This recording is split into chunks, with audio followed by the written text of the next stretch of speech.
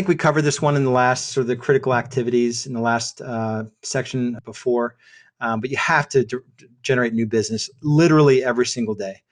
Uh, this will correlate directly with your ability to build a sustainable business. So you need to be, producing yourself while you're scaling and building out systems. If you've already got a team, you need to have that culture of new business generation every day, focusing on that. Combination of lead generation, lead management, lead conversion, every part of that is critical. Probably the most important piece is lead management. There's probably 75% of leads that come in aren't ready to transact right away. They have to run like clockwork. It has to be part of your culture, thinking new business all the time.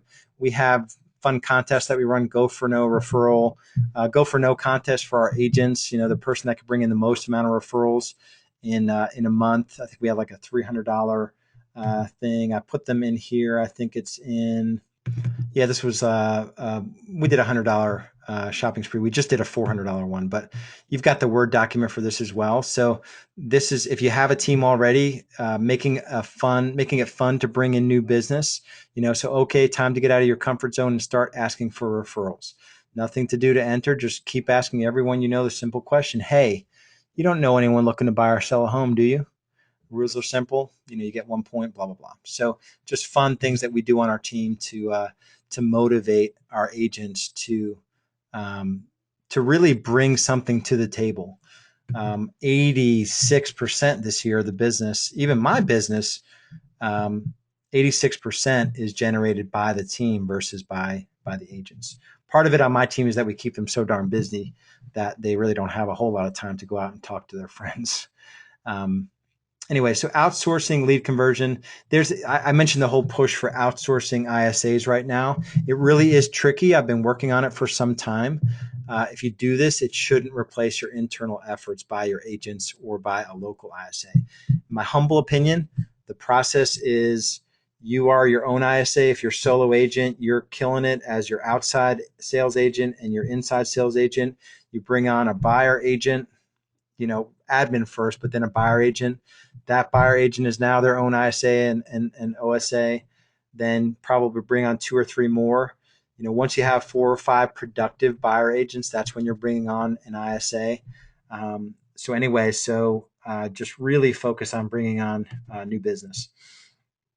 And ask yourself, I've gone through an exercise here. I did this early in my real estate career. The 5th mindset thing that we focus on is this the best use of my time right now? So bear with me on this math exercise, but if your goal is to net 500,000, you're working 200,000 hours per year, let's ignore the fact that probably half of those hours are not productive, but let's just do the 500,000 divided by 2,000 hours. That's $250 per hour worked. So at $250 per hour, you really need to shed everything off of your plate except for a few off the charts dollar productive activities like listing appointments. Marketing, I believe, is 250 plus hour activity. Listing appointments that sometimes aren't, but people development, absolutely. If you can bring 3 or 4 buyer agents onto your team and teach them how to sell 40 or 50 homes and get great at every piece of the selling process, that's a very high DPA. You need to know what your time is worth.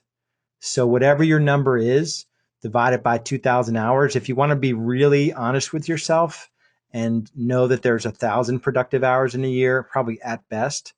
But if you're at $250,000 is your goal, 2,000 hours, $125 an hour. Once you know this number, your whole world will change because you'll view everything in your world. Like, why am I doing laundry? Why do I do my own yard work? I don't do any work around my house. It's not because I can't. I've actually done everything you can think about to a house. I've done myself. I've done flips where I've done every trade inside the house on my own. I just figured it out. It's not like I was, sort of trained to do it, but I'm at a point now that my time is so valuable and precious that there's no way you can find me doing anything that I can farm out to someone for less than $50 an hour or $100 an hour. I value my time at $1,000 an hour. So I'm not going to spend any time doing, painting, trim, or Sometimes it drives my wife crazy when we have to get a painter in to paint a room or something, but it's just not dollar productive if you know this number. So that's a valuable exercise.